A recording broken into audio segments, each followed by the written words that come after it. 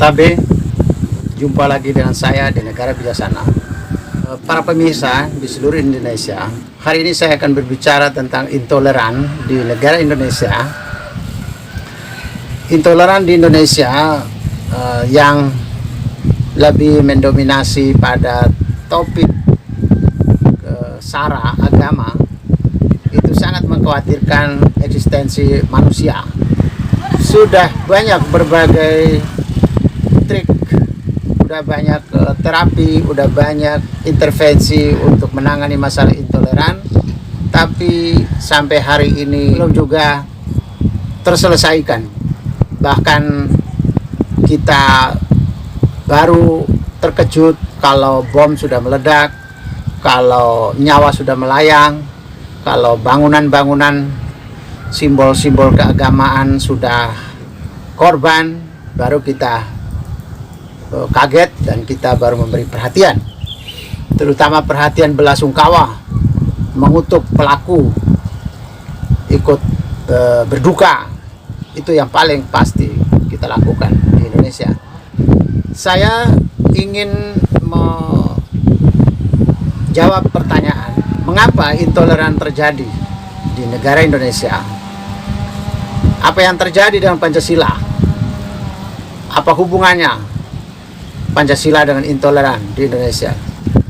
Mengapa Pancasila tetap tidak mampu menghentikan intoleran di Indonesia?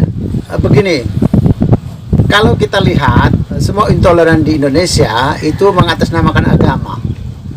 Kekerasan dengan berteriak agama, penghujatan mengatasnamakan agama, ancaman terhadap kemanusiaan mengatasnamakan agama, larangan bagi orang beragama berbeda untuk bertempat tinggal, untuk melakukan ibadah, untuk membangun rumah ibadah, dan berbagai keberadaan sebuah agama atau sebuah komunitas beragama menjadi tidak mudah di Indonesia.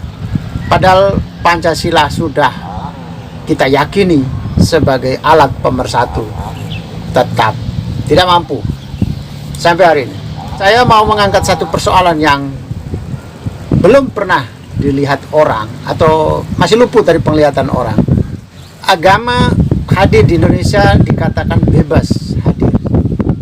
Semua pihak membawa agama masuk ke Indonesia, semua pihak berorganisasi mengatasnamakan sebuah agama, bahwa organisasi ini, ormas ini, komunitas ini berasal dari agama ini. Itu kebebasan beragama terjamin di Indonesia, akhirnya diperbolehkan. Tetapi ketika orang melakukan praktek-praktek berketuhanan yang berbeda, kita baru kaget. Ternyata penghujatan mengatasnamakan Tuhan, mengatasnamakan agama, pembunuhan mengatasnamakan agama, pelarangan pendirian rumah ibadah orang lain, pelarangan orang yang berbeda agama hidup bertetangga, berteman, bersama, pelarangan orang berbeda agama untuk beribadah, pelarangan mendirikan simbol-simbol agama orang lain. Mengapa ini terjadi? Kalau saya melihat konsep ketuhanan yang Maha Esa dalam Pancasila memang sudah ada. Tetapi yang tidak ada adalah ketuhanan menurut Pancasila itu seperti apa. Menurut Pancasila, teologi itu seperti apa? Katakanlah semacam teologi Pancasila. Dalam teologi, Tuhan merencanakan apa? Bahwa manusia akan menjadi apa? Manusia harus bagaimana? Sifat Tuhan itu apa? Tuhan itu sifatnya penyayang, pengampun, pemaaf, maha benar, maha baik, dan segalanya. Lalu Tuhan melarang apa saja yang tidak boleh dilakukan oleh manusia. Inilah teologi yang harus dibangun oleh Pancasila di sila pertamanya. Sehingga semua orang datang membawa agama, maka pandangan agama itu tentang Tuhan itu seperti apa? Teologinya. setelah teologi dari sebuah agama ini, atau mereka yang datang mengaku sebagai orang beragama, membawa menyebarluaskan agama, maka teologinya dia disandingkan dengan teologi menurut Pancasila. Tuhan menurut Pancasila seperti apa? Disandingkan, di cross check. Jika dia menganut teologi yang berbeda dari yang dianut oleh Pancasila, maka dia dilarang. Dia mau mengaku sebagai agama juga silakan, dia mau mengaku agama dari Tuhan silakan, yang penting Anda memiliki teologi berbeda. Tidak dikenal di negara Pancasila. Negara Pancasila sudah memiliki standar konsep teologi tersendiri.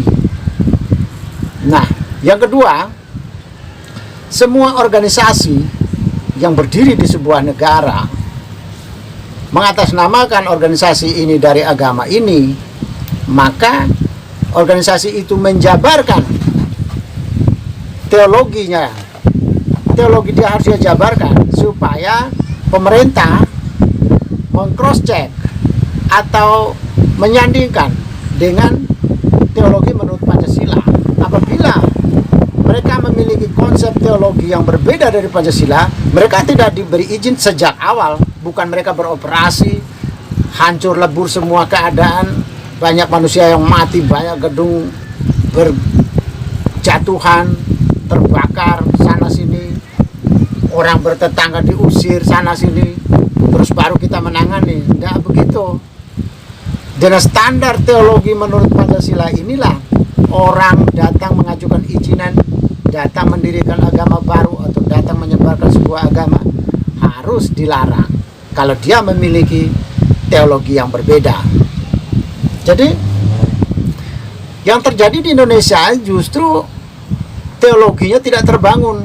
Pancasilanya ada, ketuhanan yang Maha Esanya ada, tapi ketuhanan seperti apa? Tuhan maunya apa? Tuhan memerintah apa? Sifat Tuhan seperti apa? Nah, apakah orang-orang yang datang mengaku agama dan organisasi-organisasi yang mengaku diri sebagai organisasi yang berbasis agama apa itu, dia memiliki landasan teologi, landasan ketuhanan sama atau tidak dengan landasan ketuhanan atau teologi menurut Pancasila? Sudah secara otomatis tidak diberi tempat di Indonesia kalau dia memiliki konsep teologi yang berbeda dari yang dimiliki Pancasila. Sayangnya sampai hari ini Pancasila sendiri tidak punya konsep teologi.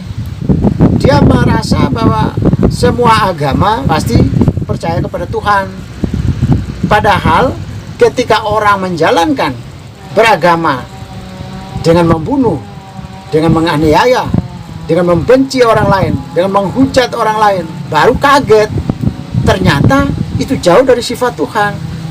Disinilah kecolongan Pancasila. Itu terjadi sudah berpuluh-puluh tahun di Indonesia.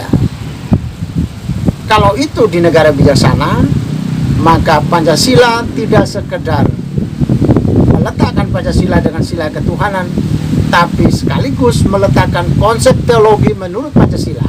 Dengan konsep itulah setiap orang yang datang membawa agama, teologi menurut agama itu seperti apa teologi. Kalau dia berteologi berbeda dengan teologi yang dianut Pancasila, tidak diberi tempat. Di negara bijaksana tidak diberi tempat. Semua ormas yang mengaku dirinya sebagai ormas berbasiskan agama tertentu, dia wajib menyebut basis teologi dia apa. Kalau dia memiliki teologi berbeda, tidak diberi izin di negara bijaksana. Sehingga intoleran tidak bisa berkembang, tidak bisa hidup, karena sudah diseleksi, sudah disteril, sudah disaring pertama kali oleh Pancasila sebelum mereka hidup di Indonesia, sebelum mereka hidup di negara bijaksana, sebelum mereka beroperasi di negara bijaksana, mereka sudah disaring oleh teologi menurut Pancasila. Demikian jawaban saya tentang basis teologi untuk semua agama dan semua organisasi di negara bijaksana. Tabe, sampai jumpa di edisi mendatang.